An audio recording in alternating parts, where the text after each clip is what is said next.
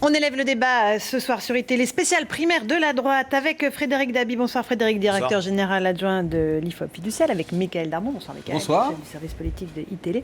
Et avec Bruno Thive. Bonsoir Bruno. Bonsoir. Journaliste politique, éditorialiste à Sud-Ouest et auteur de ce livre, Alain Juppé, l'homme qui revient de loin, aux éditions de l'Archipel. On va évidemment y revenir avec vous puisqu'il est largement question d'Alain Juppé dans le sondage qu'on va étudier avec Frédéric Dabi. Un petit point donc à un peu plus de 3 mois, Mickaël, de cette primaire de la droite.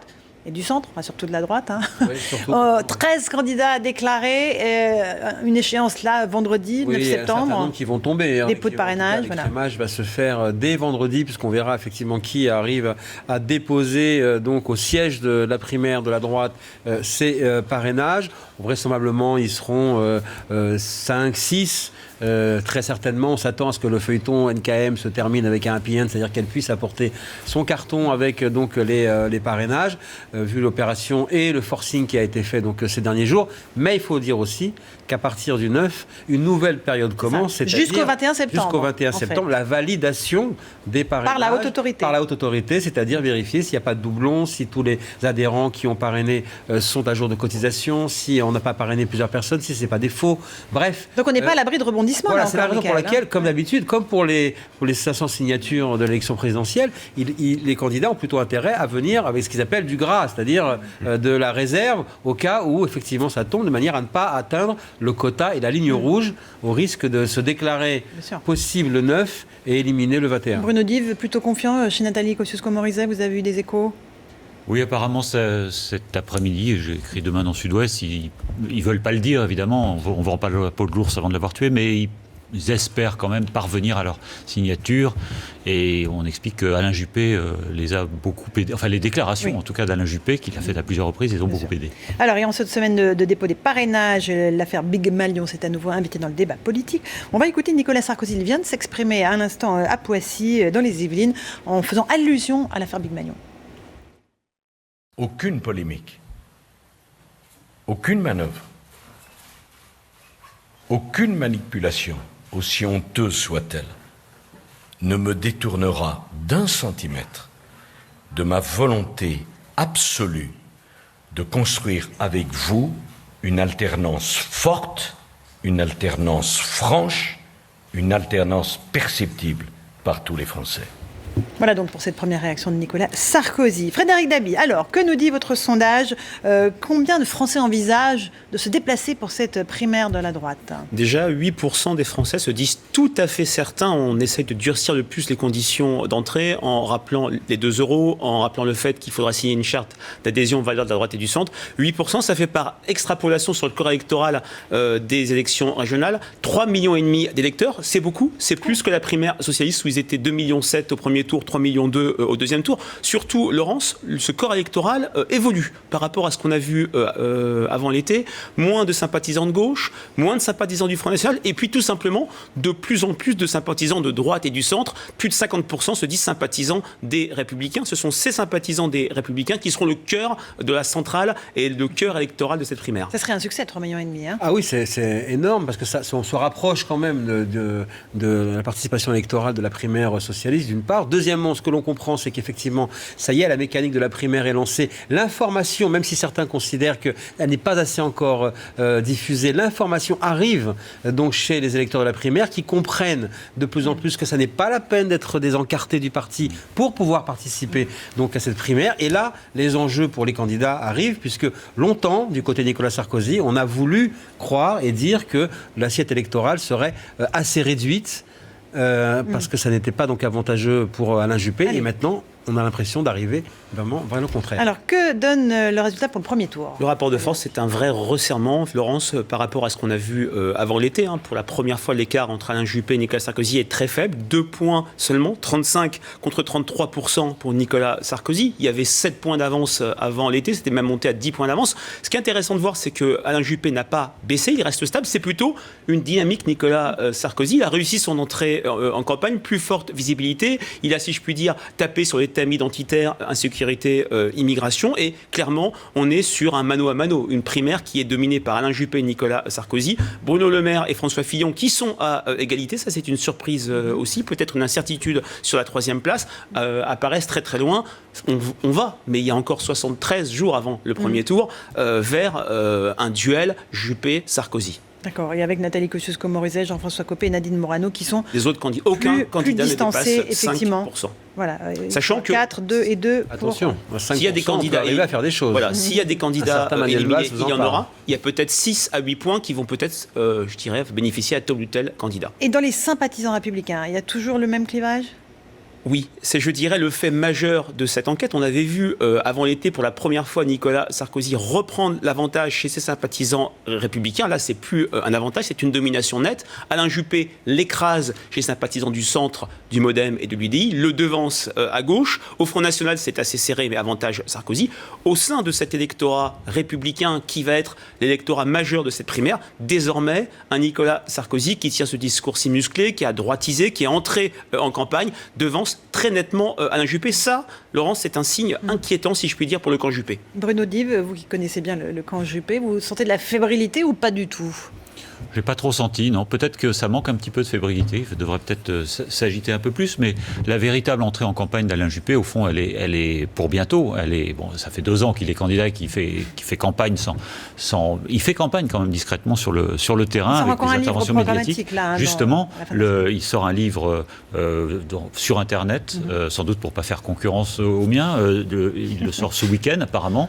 Et un grand meeting de lancement mardi prochain. Donc il va rentrer aussi à son tour en campagne, et c'est là qu'on va voir ce que ça donne. C'est vrai qu'aujourd'hui, Alain Juppé, il essuie un petit peu le blast, comme disait Sarkozy, mais il n'y a pas vraiment de blast malgré tout, parce qu'il est toujours derrière.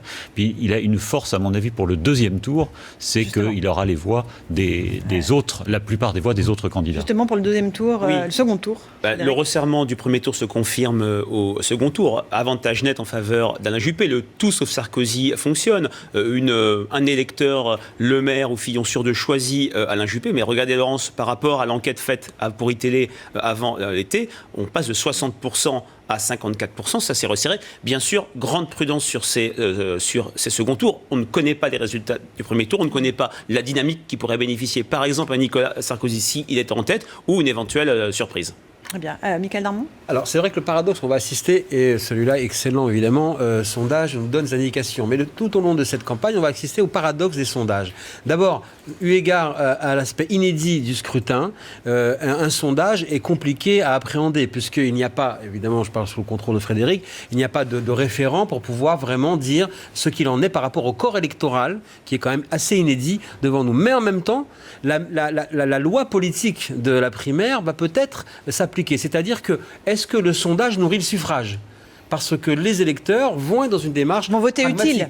comme on l'a vu du côté des socialistes. La question, c'est est-ce que la même démarche que l'on a assistée à l'époque du côté des socialistes, le sondage nourrit le suffrage, va aussi s'appliquer, alors que paradoxalement, les enquêtes d'opinion ne sont au fond ne font que restituer le fait que cette élection reste une énigme sur le plan politologique. Il y a d'autres sondages qui vont compter avant la primaire. Ce sont les sondages d'intention de vote pour l'élection présidentielle. Je crois que l'électorat de droite qui a envie de gagner va se porter vers celui qui est quand même le plus apte à l'emporter, qui peut arriver en tête au premier tour et qui a le plus de chances de gagner, surtout si c'est face à un candidat de gauche au second tour. Donc ça, je pense que ça va beaucoup jouer.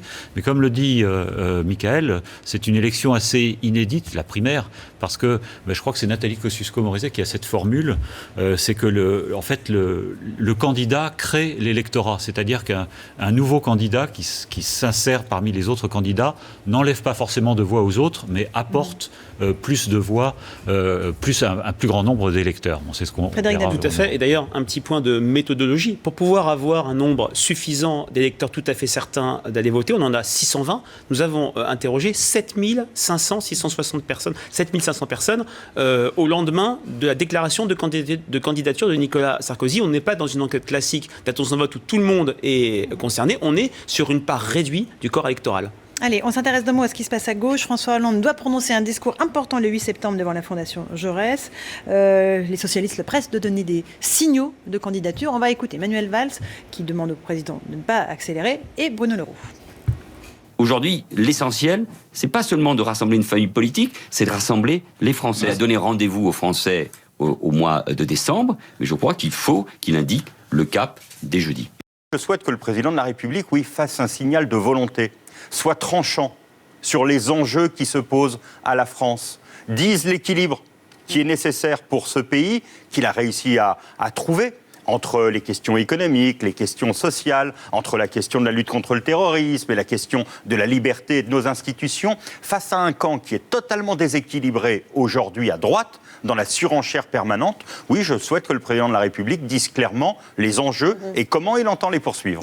Michaël Darmon, c'est le signe de quoi C'est le signe, on va faire la synthèse entre les deux, c'est le signe que s'il fait un discours avec cette matrice telle qu'on le comprend, qui s'inscrit dans le prolongement du discours qu'il avait également prononcé au rond-point, il était à discours dit du rond-point maintenant, où il défendait son bilan, eh bien ça veut bien dire qu'il prépare la suite.